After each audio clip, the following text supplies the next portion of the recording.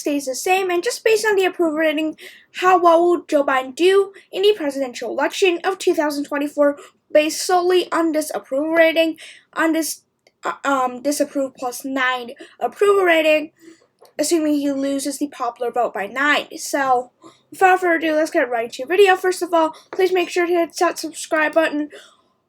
Let's see if we can get to 80 subscribers by the end of this year, so please make sure to subscribe and hit that notification bell. And yes, so if we look at Biden's approval rating has basically dropped by a lot. When he started his presidency, Joe Biden was at a approved plus 16 point. I think the best point for the Democrats was at this point where Joe Biden was actually approved of by 20 points, and it just shrunk. Right now, he is disapproved of by close to 9 points. And so if that translates into electoral map, if he loses the popular vote by 9 points, how will the electoral map go? So without further ado, let's get right into the video. First, safe Republican states, you'll have the usual safe Republican states for sure. But that's definitely not all of these states. First of all, I'll be giving the Republican South Carolina and Alaska. That's probably not very surprising. If the Republicans win the popular vote by 9, they're probably going to carry Ohio and Iowa by very large margins. So we look at the United States electoral map. Ohio and Iowa were both decided by 8 points, but with a popular vote, 13-point swing on a popular vote, the Republicans could easily win those races by over 15 points. Now, I think that in swings in these two states are likely not going to be the best for the Republicans. I think if the popular vote was the same, the Republicans will do a little bit worse in these states because of the Trump. Trump was able to do very well in those states, not exactly other Republicans, but in the end, those going to be safe, going to Maine 2nd District. That district will be considered safe for the Republicans. And that brings the Republicans to 149 electoral votes to Democrats 0. Now we give the Democrats their safe states. California is still going to be safe regardless. Hawaii, safe Democrat. We have New York, I believe, will still be safe Democrat very nearly. Maryland, safe Democrat. Massachusetts, Vermont, those states will be safe for the Democrats. This basically brings our electoral map to 149 safe Republican states and 110 safe Democratic states. Now we can go to likely Republican states.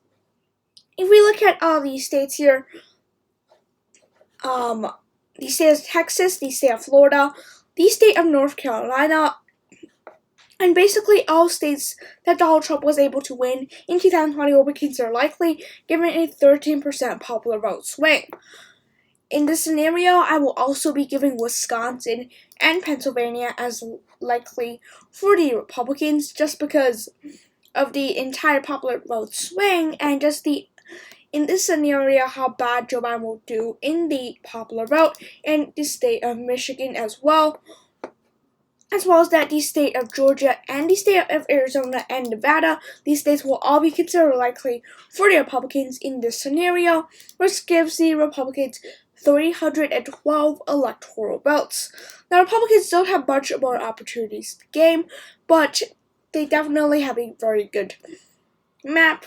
As expected, DC is safe for the Democrats. I forgot the District of Columbia. Now we can go to likely Democratic states, and we look at them. They need to be states that Biden was able to win by above 50 points, maybe about 18 points or so, and that gives us a few states. The state of Washington, I do believe that state will be safe likely for Democrats in this scenario. Connecticut and Rhode Island will be likely for the Democrats. And I think that's basically all it for the likely Democratic states. Now we can go to the lean Republican states. I don't think there's much lean Republican states if we look at the Senate, the election map. in this scenario, they lean Republican states. I think that's only Maine at large. In this scenario, I think Maine at large may shift right in 2024. Maybe not, but regardless, probably going to be likely in a normal scenario. But this scenario, which is pretty cursed, it will be considered lean for the Republicans. Now, if we look at the lean states for the Democrats, also the Republicans will have a lean victory in Minnesota.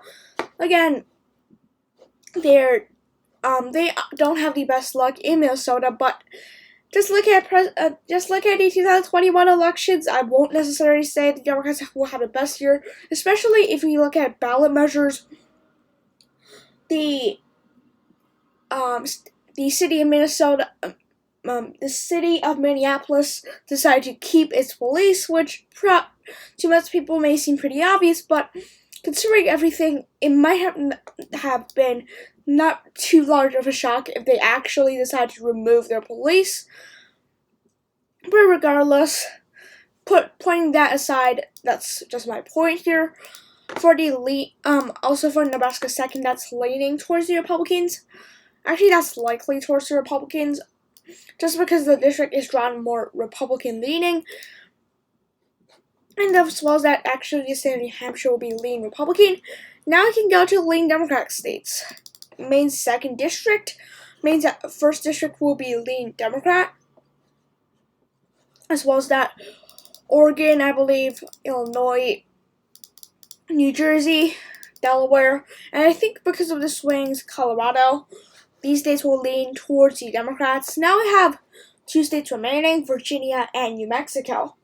New Mexico voted to the right of the state of Virginia, right to the left of the state of Virginia. However, I don't think that will be the case in 2024, just because of the Virginia swings. You did see that Glenn Youngkin was able to defeat Terry McAuliffe by right now speaking about 2%. I think that, though, the DC suburbs will still be pretty blue, and New Mexico, though, I just don't see them doing too well with the oil voters and just the ancestral Democrats. I'll be tilting Virginia towards the Democrats, while I will be tilting New Mexico towards the Republicans. I'm a little bit iffy about Virginia and New Mexico, but I think that will be how they will go. Again, this is a mostly mathematical video, but again, hope you enjoyed this video. Be sure to subscribe to my channel and watch more of my content as well. So be sure to like and subscribe. Help me hit 80 subscribers by the end of this year. Thanks for watching. Have a nice day, and I'll see you guys all tomorrow. Bye!